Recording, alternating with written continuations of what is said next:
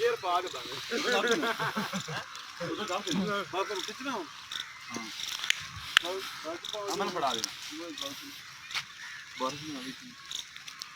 शिवी बनाई रखा वीडियो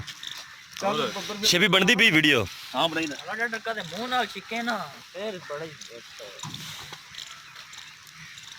थोड़ा जिहा मिर्जा साहब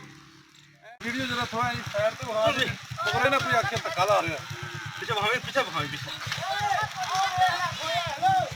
है ओरिजिनल वीडियो खान बाबा तेरे वास्ते खास वीडियो है ओरिजिनल वीडियो बन रही